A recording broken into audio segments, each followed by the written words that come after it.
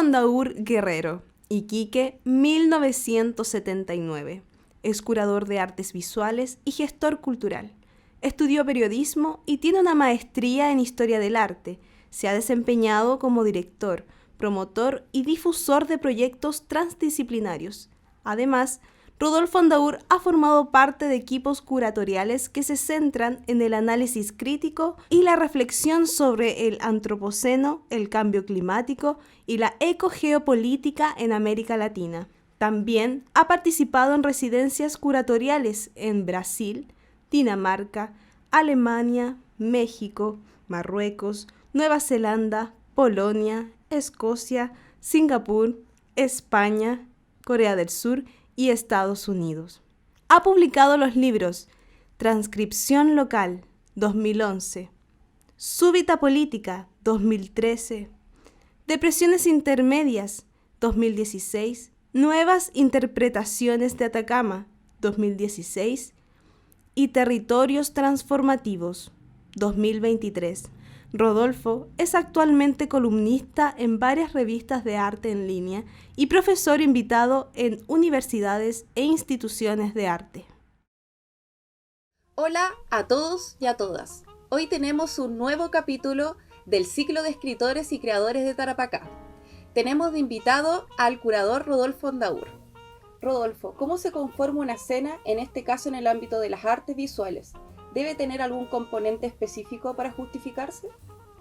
Bueno, Chile es extremadamente diverso, tenemos diferentes territorialidades que forman y conforman una escena artística. En particular, yo creo que en el desierto y lo que ha ocurrido en la región de Tarapacá es que los artistas han podido confirmarse en una escena a través de un espacio transdisciplinar, a través de un compartir con otras prácticas. Y eso creo que ha sido fundamental para validar un proceso de trabajo que muchas veces se ha visto perjudicado por la falta de espacios, por la falta de escritura crítica respecto a las artes, y en ese sentido han aparecido intelectuales, activistas que han reforzado el trabajo artístico a partir de eso. Por lo tanto, creo que una escena, claro, hay muchas teorías para definir escenas, pero en el caso particular de Tarapacá creo que si los artistas han sobrevivido ha sido porque han buscado en el mundo intelectual y en el activismo una forma de validación que en otras regiones no existe. Y además, en este proceso de curatoría he visto que en los trabajos hay distintas disciplinas, como lo mencionaste, antropólogo, sociólogo, gente que investiga la música. ¿Qué ha sido ese trabajo? ¿Qué es lo que es este proceso enriquecedor? O sea, lo interesante es, por ejemplo, darse cuenta que hay muchas formas y metodologías que tienen las ciencias humanas que colaboran con la forma en la cual hoy día se piensa el arte contemporáneo. Y también hay otras técnicas que tienen las prácticas artísticas actuales y que pueden ser de alguna manera tomadas por estos grupos que trabajan temas específicos, por ejemplo la arqueología o las ciencias sociales. Entonces yo creo que hay distintos componentes que arman esta cuestión que tiene que ver con el espacio creativo multidisciplinar, que ha sido fundamental para validar el trabajo artístico desde Punta Arenas, Arica y de Cordillera Mar. O sea, como creo que hace un tiempo comenzó este despertar de unirse a otras disciplinas de forma de mantener en vilo también la misma práctica artística. Además de un trabajo colaborativo y cooperativo. Claramente, eso es otro punto también que ha surgido mucho a partir de ciertas maneras de acercarse a los territorios y husmear en las territorialidades. Creo que ha sido fundamental tener en cuenta y separar esos conceptos, así como hablaba de que hay artistas que tienen diversas formas de entender los territorios. También siento que hay diversas formas de asimilar lo que uno hace como artista o artífice, que es un concepto que me gusta utilizar. Entonces, es fundamental el trabajo colaborativo y colectivo, porque también tiene que ver mucho en cómo se conforman las metodologías para validarse en una escena. Rodolfo, y pasando al tema del público, ¿cierto? Porque la idea es poder traspasar una reflexión a través del arte.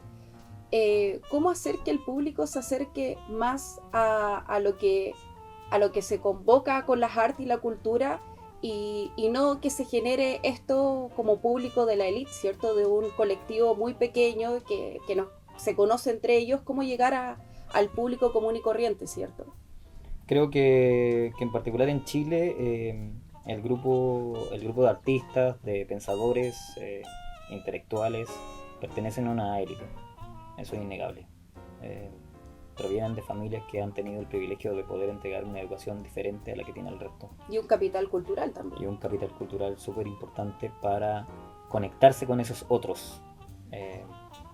Aquí el tema, yo creo que más terrible de analizar, por qué muchas veces las prácticas artísticas no están en la boca de todos o en la boca de nuevos públicos, es principalmente porque en Chile tenemos un conflicto en la educación formal que ha originado que ciertas personas aún no entienden no entienden el valor que significa la práctica de ciertos artistas. O sea, prácticas muy diversas, como desde la narrativa, la poesía, pasando por el cine, terminando en el diseño. Creo que la gente en particular no ha tenido esa base. Sabemos que la educación ha sido un conflicto en Chile. Además que no está la opción de elegir esas carreras, siempre ha estado mancilladas, mal miradas e incluso relacionadas con lo político.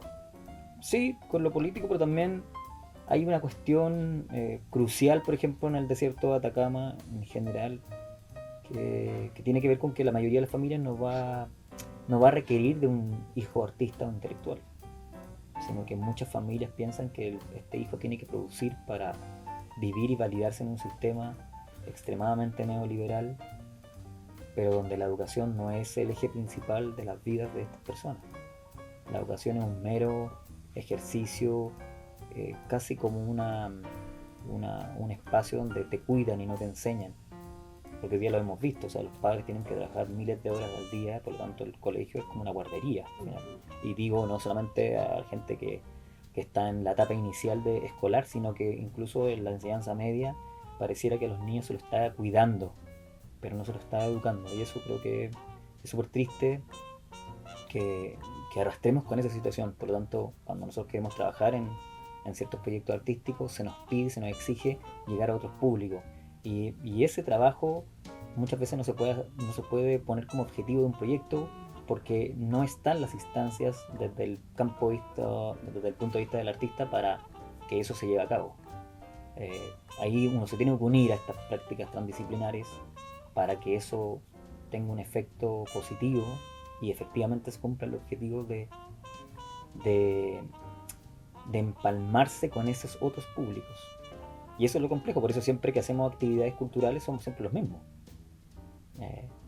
Es interesante cuando aparecen otras personas, pero claro, esas personas pueden ser los grandes embajadores de estos proyectos, pero ahí el apoyo tiene que ser muy sustantivo, y tiene que requerir también de que otras instituciones o privados o públicos más alternativos nos puedan validar. Podríamos decir que para que cambie esto y el público en general, la gente se acerque, tendría que haber una base educativa donde exista el interés y no sea buscar la validación del sistema, sino entender que es necesario dentro del sistema las artes y la cultura. Bueno, es necesario porque nosotros, quienes hemos nacido en Iquique en particular, sentimos que el Estado tiene una deuda con nosotros muy fuerte, que tiene que ver con eso de haber proclamado durante mucho tiempo la nula conexión con la cultura local, con la cultura ancestral de la región de Tarapacá. Y eso es un proyecto que está escrito, que nadie lo puede negar, y que ha sido muy difícil para muchos de nosotros que trabajamos en la práctica artística poderlo revertir.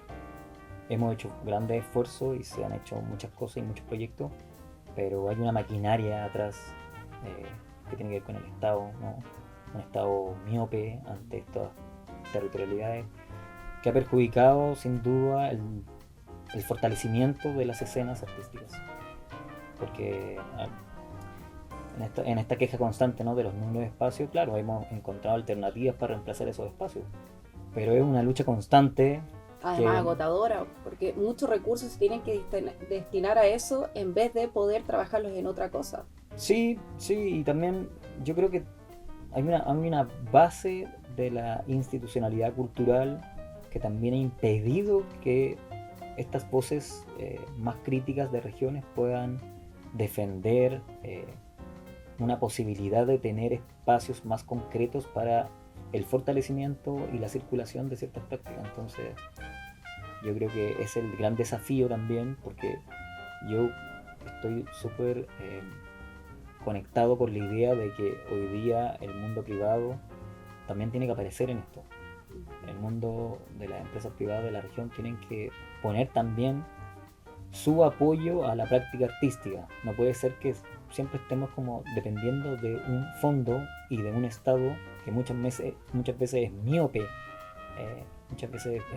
a la actitud del trabajo artístico y la consecuencia que eso tiene para la sociedad. Rodolfo, estamos hablando del rol del Estado, ¿cierto? Del mundo privado, quizás de las políticas públicas, que en algún momento esperemos que cambien. ¿Cómo se puede hacer política desde el arte visual? ¿Y por qué sería tan necesario hacerlo? Bueno, generar campos colectivos de pensamiento es hacer política en las artes visuales. Pero también pensando que cuando uno hace política en las artes visuales es porque uno está creyendo en lo que está haciendo. Muchas personas, no solamente jóvenes, sino que también muchos adultos, piensan que el panfleto valida la práctica política del arte visual. Y eso es un mero ejercicio muy infantil, que muchas veces no dice nada, sino que recalca en la falta de criterio que se puede tener para entender qué es la política en el arte. Y esa pregunta que creo que han puesto sobre la mesa varios pensadores contemporáneos también atañe la práctica de una región de Tarapacá, donde creemos que la política en el arte ha sido la validación y la autovalidación que han sentido algunos artífices sobre lo que construyen, diseñan y escriben. Y eso me parece fundamental para entender que aquello es la política de las artes visuales, creerse lo que uno hace. Pasando al tema de la memoria, que encuentro que está demasiado relacionado con el tema de hacer política, ¿cierto? A través de la reflexión, quizás buscar instancias donde se piense en la justicia, claro, no como algo material, pero sí que esté dentro de nuestra reconstrucción de la memoria. ¿Qué importancia tiene para el arte reconstruir la memoria? Sobre todo acá en una región y en Chile que tenemos falencia histórica, ¿cierto? O olvidamos muy rápido, se dice. Bueno, el arte ha sido un catalizador importante de la memoria, bien particular con hechos horrendos que han ocurrido en la historia reciente de Chile. La memoria en la práctica del arte es un espacio de análisis crítico de nuestras realidades tan abismales, pero al mismo tiempo que muchas veces conjugan los mismos verbos, y esos verbos tienen que ver con hechos fatídicos que van uniendo a esos pensamientos, los van concatenando para de alguna forma aliviar, entender, revelar, transcribir y traducir acontecimientes que son preponderantes para el trabajo particular de lo que yo hago de la práctica situada del arte. Justamente vamos a entrar a ese tema, que es con los libros que estamos trabajando en la entrevista, que son libros que has escrito justamente con trabajo colaborativo y de investigación.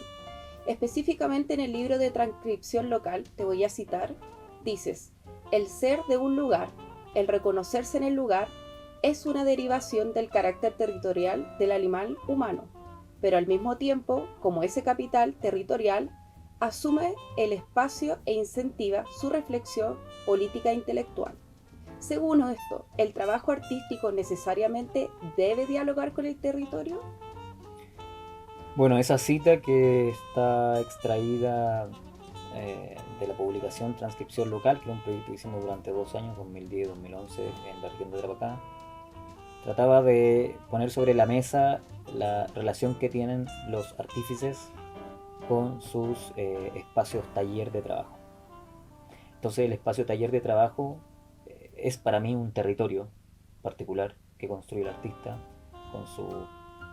con toda su, tanto su ingenuidad como también sus fortalezas, con sus pensamientos también, así como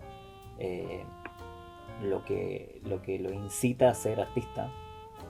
Entonces estos talleres son el territorio, estos espacios talleres son los territorios, y este proyecto llama a que esos otros territorios se puedan reunir para pensar en prácticas colectivas, colaborativas, prácticas individuales, prácticas grupales, que construyen ciertos relatos que muchas veces no están inscritos en la práctica de las exposiciones, porque muchos de los artistas visuales se validan en exposiciones y nosotros como un medio verificador hacia, hacia el otro, ¿sí? Claro, es como una imposición que también tiene el sistema de fondos concursables.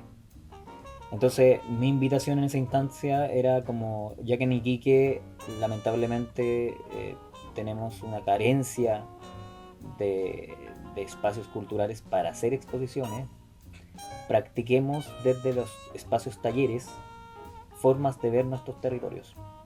Entonces yo creo que el artista se construye su propio territorio y también ese artista conlleva una territorialidad particular que lo hace diferente. Muchas veces vivimos en territorios, por ejemplo en la región de Tarapacá tenemos un territorio que tiene características particulares, así como otras regiones, pero uno va construyendo a partir de ese territorio una territorialidad particular, que lo hace, por ejemplo, trabajar en ciertas prácticas más ligadas al litoral costero que a Pica o Guara.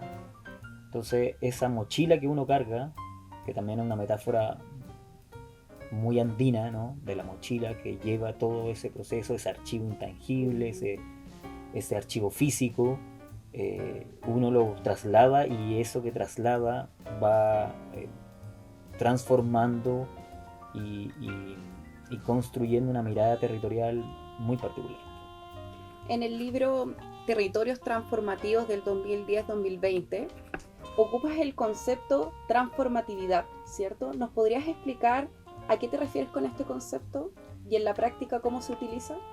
Bueno, mi teoría a través de este libro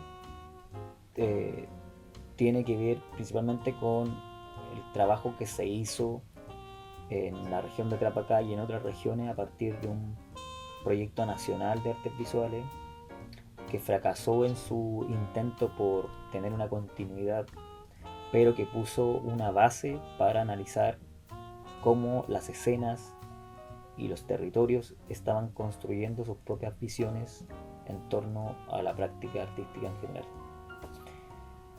Yo creo que esa base sin duda es transformativa, no en el sentido de la práctica artística en sí misma, sino que esa práctica artística analiza también las consideraciones psicopolíticas y biológicas que estamos viviendo en la actualidad. Chile es uno de los 10 países más afectados por el cambio climático, por lo tanto no podemos hacernos ciegos ni sordos a esa realidad. Por lo tanto, muchos han escrito que solo nosotros podríamos pensar las consideraciones del arte a partir de lo psicopolítico, pero no es solo lo psicopolítico, también lo biológico.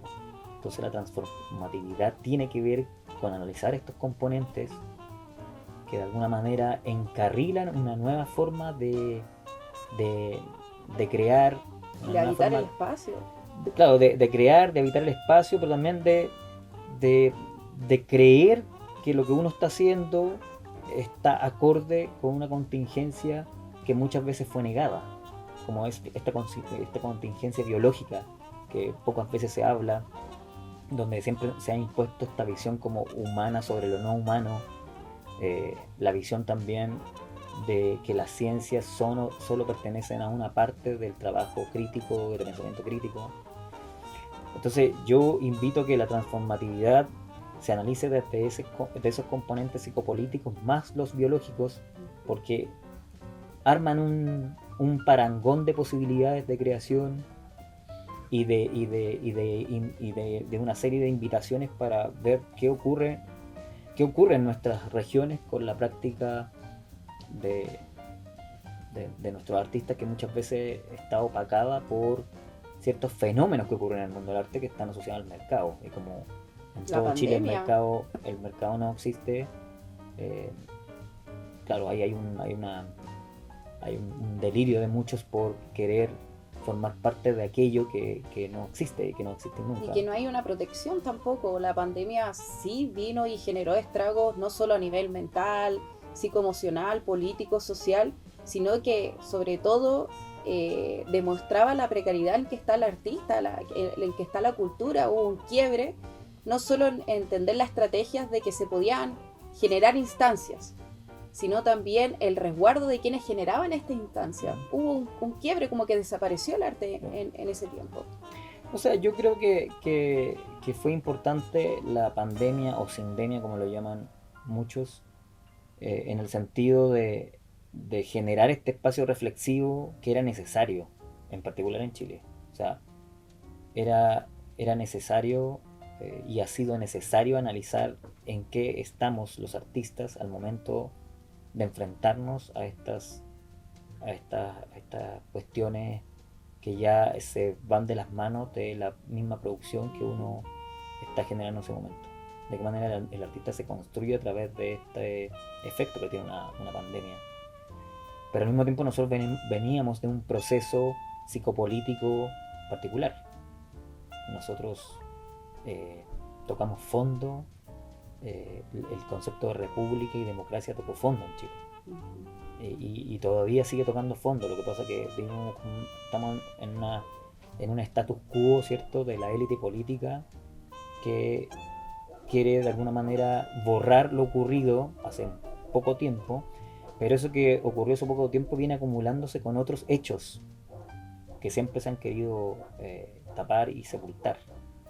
Y esos hechos muchas veces se sepultan, pero aparece el viento y recoge todas esas metáforas que se levantan a partir de eso que ha sido oculto. Entonces creo que lo que estamos viviendo en contexto psicopolítico va a volver a ocurrir próximamente. Creo que en general aún no podemos vivir un proceso de duelo respecto a los deseos que tiene una gran mayoría por de alguna manera recibir en un país que sea mucho más solidario y que tenga mucho más justicia social. Eso es un deseo, creo que también. Y dignidad. Y dignidad que creo que hay, que está muy en contacto con lo que también la práctica de las artes piensa. Justamente hablando de las prácticas de arte, en tu escritura, debido al trabajo como curador, es de constante revisión, ¿cierto? Y de archivo, como hablábamos de esto que viene el viento a remover. ¿Cómo tu escritura se logra cohesionar con los procesos creativos de los artistas que investigan? Mucho del trabajo que se hace como curador también tiene que ver con ese contacto con los talleres de los artistas. Me pasa que al llegar a los talleres me pongo en contacto con las formas en las cuales ellos construyen sus relatos.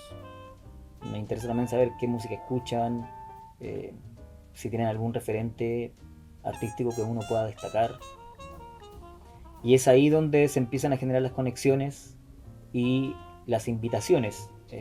Yo, escribo harto sobre artes visuales, por lo tanto, a partir de esa escritura también voy sacando ideas para de alguna manera armar ciertos procesos curatoriales que en muchas ocasiones no son exposiciones de arte, sino que son publicaciones o son, como le llamo yo, viajes de investigación territorial. Entonces, por ahí hay una conjugación, tanto en la que yo analizo estos talleres, estas prácticas que muchas veces son ideas que tienen los artistas que no se han materializado, y por otro lado está ese espacio que el artista se permite de ubicarme para entender un poco de qué manera se podría generar engranaje para trabajar en conjunto. Y, y- y creo que ahí hay un enriquecimiento intelectual súper fuerte, porque creo que uno también que yo he aprendido mucho de la ciencia, a observar metódicamente ciertas situaciones que muchas veces en relación con el arte no se dan. En el arte muchas veces todo es tan tangible, y a mí me interesa mucho este mundo oculto, este mundo intangible que está muy atado a nuestras realidades, nuevamente los cito, nuevamente nuestra realidad andina, ¿no? Todo este mundo oculto que no sabemos, que no podemos poner en físico. Entonces esas prácticas creo que son súper importantes para también trabajarla con los artistas y analizar sus propios archivos. ¿No? Y además, como público en general, uno va teniendo un conocimiento que no hay acceso. Por ejemplo, en los archivos audiovisuales que hay de los trabajos de las curatorias que has hecho en el sur, ¿cierto? En la región austral, donde se hablaba de los habitantes de una isla, y claro, las islas que ellos mencionan y que le tienen nombres, que son más de 150, no están dentro de los mapas. Y es una información que nosotros no conocemos, claro. Entendemos que Chile es largo, pero hay un mundo desconocido completamente para nosotros, y me imagino que para ellos el norte también. Sí, bueno, me hiciste acordar de este proyecto muy emotivo que se llama eh, Vivientes del Maritorio, que es un proyecto que hicimos en las Islas Huichas. Creo que es un proyecto que yo le tengo mucho cariño, creo que es uno de los proyectos más interesantes en los cuales me he involucrado, principalmente porque uno ahí, claro, lleva en su mochila su territorialidad. Se dicen vivientes a sí mismos, Ellos no, se dicen no vivientes. habitantes. Claro, ellos se dicen vivientes a sí mismos. Entonces uno va con su mochila de la territorialidad y se enfrasca en estas otras micro territorialidades, macro territorialidades, y va construyendo también un relato que uno muchas veces no se imaginó, no pensó, no convivir con esa gente no estaba dentro de los anales que uno había creado en el transcurso de la práctica curatorial. Entonces esta idea de la práctica situada con vivientes de islas que están absolutamente abandonadas por el Estado de Chile también va justificando por qué tu práctica ha tenido este talante. O sea, por qué mi práctica ha jugado una forma de entender los territorios que es bastante particular, y que sin duda una institución como un museo o una galería de arte no me lo hubiese entregado nunca. A nosotros menos tampoco, como espectadores. Claro. Y justamente hablando del territorio y la naturaleza, esta conexión que existe, que hace que se llamen vivientes en vez de habitantes, ¿cierto? Es por esta conexión que tienen con la naturaleza. Se notaba cómo quieren las islas, el hecho de ponerle nombre, de encontrarlas, de saber quién vivía ahí, o qué familias están repartidas ahí. ¿Cómo la naturaleza se puede transformar en una obra de arte? ¿Cómo desemboca la historia y su relación con esta política, ¿cierto? De lo abandonado, de lo marginado, las mal llamadas zonas periféricas. Bueno, yo creo que el ser humano desde hace mucho tiempo ha tratado de imitar la naturaleza a través del arte. Y A través de la observación. sí, pero yo creo que en un principio el ser humano llegó a tener un grado de observación mucho más contundente del que vemos hoy día. Yo creo que la observación se perdió absolutamente en el campo del arte visual hace mucho tiempo. Los artistas, creo que la mayoría no está observando. Están más preocupados de capturar imágenes a través también de ciertas aplicaciones que han permitido que la comunicación de imágenes sea diferente. que la cultura visual haya cambiado y haya transformado también la forma de hoy día de proponer un proyecto artístico. Entonces, yo creo que hoy día la pregunta debe ser como un meme, ¿no?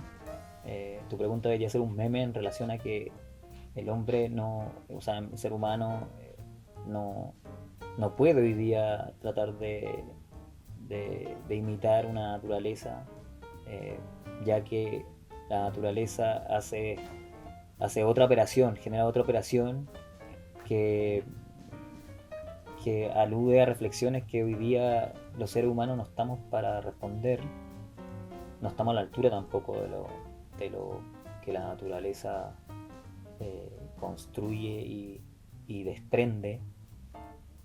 Por lo tanto, me parece que hoy día el desafío no es imitar la naturaleza a través del arte, ni tampoco buscar una representación de la naturaleza, sino que pensar de qué manera la naturaleza es una base de conocimiento que necesita ser tratada desde eso que nos mencionábamos, que es la observación, y no la obturación o el trabajo físico, concreto de mostrarla como tal. Creo que hoy día los artistas tienen un gran desafío con este trabajo como de involucrarse, el trabajo que significa involucrarse con el fenómeno del cambio climático. Yo creo que los artistas hoy día tienen un desafío de estudiar concretamente los efectos del cambio climático, pero no también para exotizar el drama que significa el cambio climático, sino para muchas veces entregar soluciones o un pensamiento crítico concreto respecto al cambio climático. Pero creo que hay muchos que no están a la altura de eso, porque están más preocupados de qué forma se masifica ese pensamiento en torno a la naturaleza, y muchas veces se embellecen los dramas de la naturaleza, o lo que sufre el medio ambiente en particular.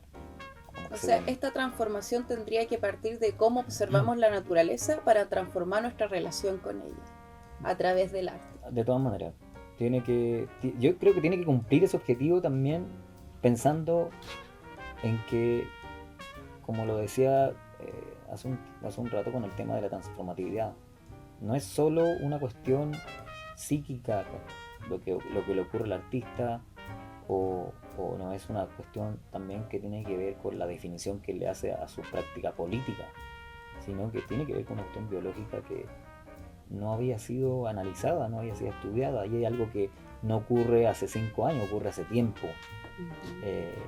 Pero que hoy día tiene una potencia argumentativa súper fuerte para la práctica del arte viva.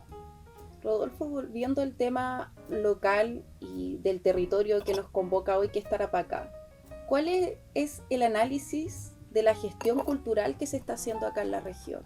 ¿Cuál es la opinión que tienes de tus pares que están trabajando en las curatorías, ¿cierto?, en el mundo audiovisual? Bueno, yo creo que el contexto de la gestión cultural en la región de Tarapacá ha cambiado bastante. Desde que yo comencé en 2006 ha cambiado mucho.